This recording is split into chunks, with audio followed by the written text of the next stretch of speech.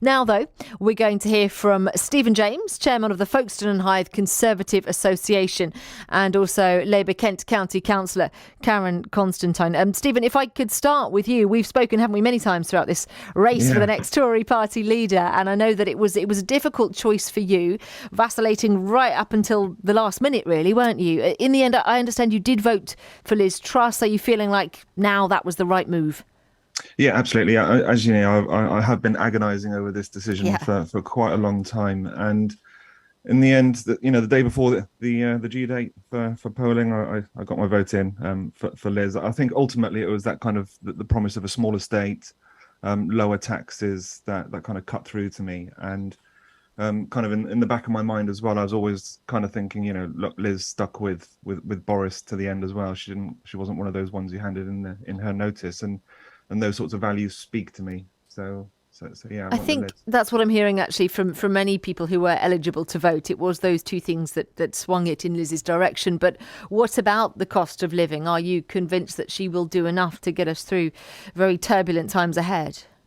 Yeah, I'm convinced that the cohort of Conservative MPs that we've got are willing to put pragmatic solutions on the table. Just look at things like furlough. I mean, it's ultimately not a particularly conservative policy to be giving money out from taxpayers' money out, but when the chips are down, when people are struggling, they're willing to kind of absolutely do what is right in those terms. So I'm absolutely confident in terms of energy bills, the cost of living, that they will do what they can to make sure that not just people are helped, but also the country's finances are kept stable too. Yeah, not an easy task for sure. Let's Yeah. bring Karen in now. Karen, of course, from the Labour side of things. I'm sure you're watching carefully what we're hearing about Liz and her plans. What do you make of it so far? Are you confident that she'll get us through this winter? I'm not confident at all, actually, and I think actually many Tories aren't confident. If you think about the way in which Liz has been elected and the lack of support amongst her own parliamentary party, and the lack of kind of cohesion and unity that has been demonstrated in the Conservatives, it's little wonder that people are waking up this morning horrified and terrified and really wanting a general election. I mean, Liz Truss has just enjoyed the shortest political honeymoon on record, and it is time now for a general election. This must come back to the people, because you cannot have a Prime Minister really that's been voted in after a kind of extensive kind of beauty pageant with only 81,000 people actually voting for Liz Truss, But and I hate to be negative about it, but the state the country's in, not just the energy crisis, the cost of living crisis, the crisis that's in the NHS at the moment, it's almost everywhere we look that there is going to be struggle, and that has such a marked impact on people's quality of life. But isn't that the point, the state the country's in? We don't have time for a general election. We've already been criticised as a country for dallying about choosing a new leader when action needs to be taken now. If there was an election, of course, that would put the brakes on, wouldn't it?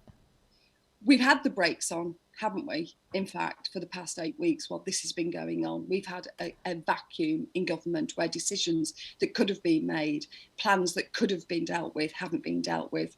The Conservative Party have given us the fourth PM in 6 years. It's time now to put that back to the people and let them choose not only who they want to lead the country, but what sort of policies, cast iron policies, costed, properly tested, manifesto commitments. Let people choose what they want now to lead them forward through this crisis, because this isn't going away. This isn't something that can be undone by one person in the next few weeks. We're in for the long haul now. The situation, particularly with the NHS, where you've got 10% vacancies inside the NHS and you've got a falling enrolment rate, say, for nurses, that cannot be fixed overnight. We need to go back to the general public. We need to see what the parties have got in their manifestos, and we need to give people, all people, a genuine choice, not just the Conservative card-carrying members. Let's hope your thoughts don't get back to Brenda in Bristol. She would no doubt be horrified. But Stephen, what do you think of that? Karen's not the only person, of course, calling for a general election. What do you make of it? I don't think it's the right time for a general election at all. There are far too many things in Liz's intro that she needs to be getting on with, rather than, again, marching up and down the country campaigning. We need to be getting on with actually helping people. And Yeah, I can kind of agree with we have been kind of self-indulgent this summer, and this is where we need to get refocused on actually what are the priorities and what we need to deliver, and I think it's right that we're looking at policies that aren't, like I said, aren't particularly conservative, looking at freezing energy bills. And I know that conversations have already gone on with energy companies right now. Yeah. The top team is already kind of being put in place. And I think, it's hugely important.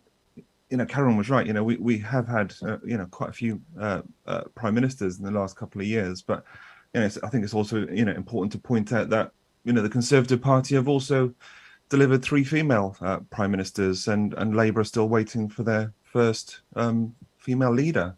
So it's it's important. We're just driving these issues of making sure that we're all working together and kind of attacking each other. It doesn't help. Not What at we need this, to do is this work time. together. Yeah, go on, Karen.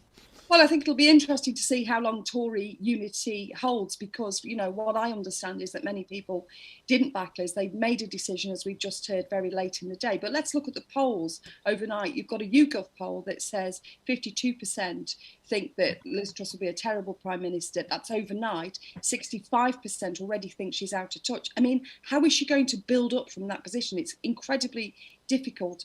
The Evening Standard did a poll as well, and 51% of the population want a general election. I mean, ultimately, we have to look at why we're in this situation. We're in this situation because we had Boris Johnson as a Prime Minister. He brought the country to a standstill. He's disreputable. He's gone in a brave hurrah this morning, but it doesn't really make any difference to people.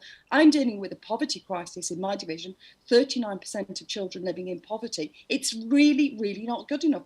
We've got the NHS close to collapse now before we go into winter.